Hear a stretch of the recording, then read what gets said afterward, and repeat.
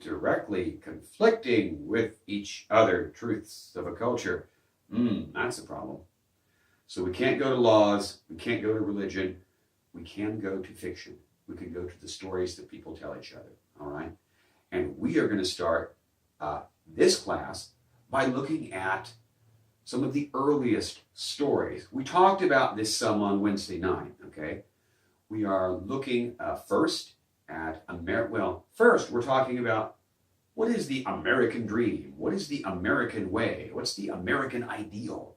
What are the characteristics that when we use those terms, we have in mind, or that we would have in mind if we stopped and thought about them? You're figuring that out right now. You're posting, some of you right now as I record this video, probably.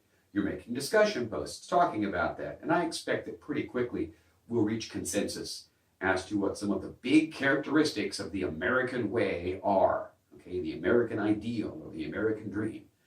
Then we are looking, as you know, at characters from American folklore. Pecos Bill, George Washington, John Henry, my favorite, by the way.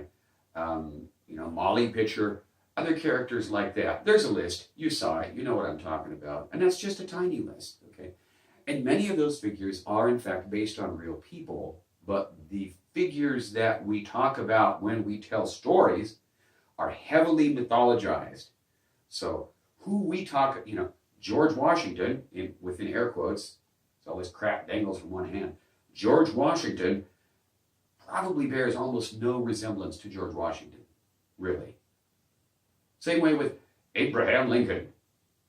Bears very little resemblance, I would bet you, to Abraham Lincoln, the actual person. I will say one really cool thing about Lincoln, though. And Lincoln is a lot of people's favorite president, and I can see why. It's my wife's favorite president, by far.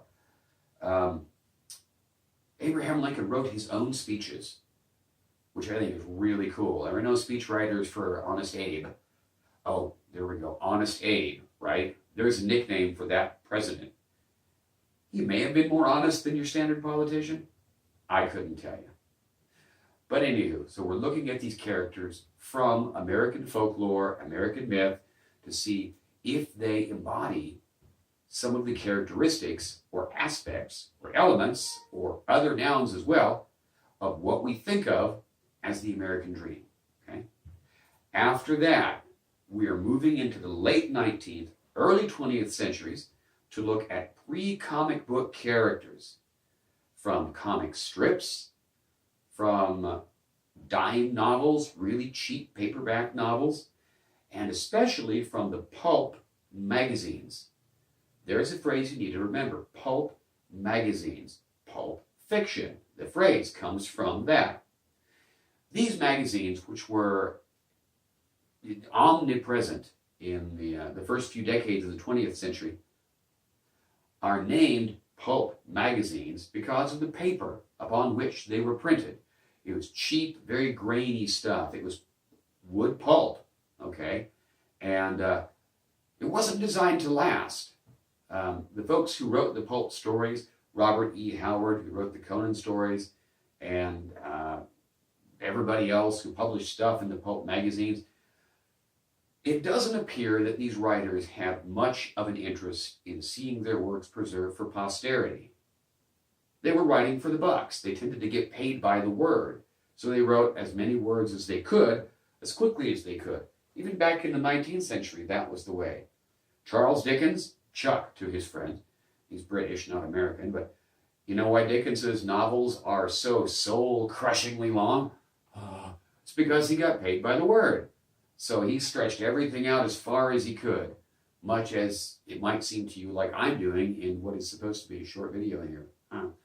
Anywho, we're looking at those pre-comic book characters to see, okay, how do these characters further embody, or how do they develop or represent aspects of the American way or the American dream, and how is that changing from the way that American ideals were presented through American myth, through those folk heroes and folk tales, okay?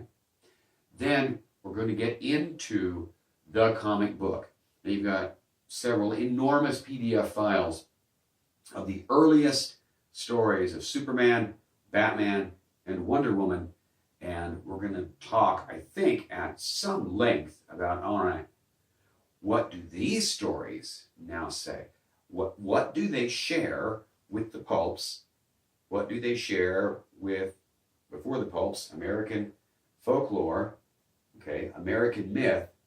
What are the elements of America that we see in these earliest comic book superheroes? And how do these characters and stories not only reflect what had already come to be thought of as traditional American stuff, but how do they reflect new concerns, new worries, new wishes, new hopes and dreams and fears of the people and the culture that created them? Now, I hope you've really gotten cracking on Men of Tomorrow, that book by Gerard Jones. Please read the first couple hundred pages of that before we get into reading the actual stories of Superman and Batman and Wonder Woman, because Jones has done his research, and you can see pretty clearly from the biographies of some of these early comic book creators how their cultural and ethnic fears, hopes, and whatever translated into comic book form. When you get to Wonder Woman, you can see how other psychological aspects of her creator, William Moulton Marston, got translated into comic book form. And we'll talk about that, okay? There'll probably be a discussion post or two about that. Anywho, guys, that's what I've got. I just wanted to make a quick video so I could tell you the stuff I wanted to tell you Wednesday night, but did not really get a chance to. Course goal, to look at how the comic book creates a character, the comic book superhero that becomes central to American culture, and in doing so, embodies or reflects or contradicts or deflects aspects of whatever the American way is.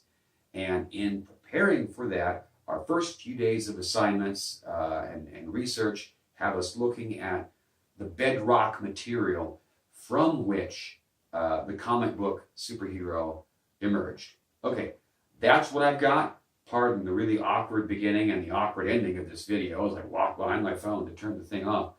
But there we go. That's what we have. I'm really glad you're taking the course. Thank you very much. And for putting up with this kind of rambly lecture. Oh, office hours.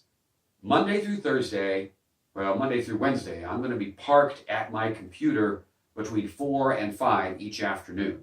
So if you want to talk with me, communicate in real time, open up the chat function on Northwest Online and we can do that. Or you can just call me, okay? I won't recognize your phone number, so I won't pick up. But leave a message and I'll call you right back.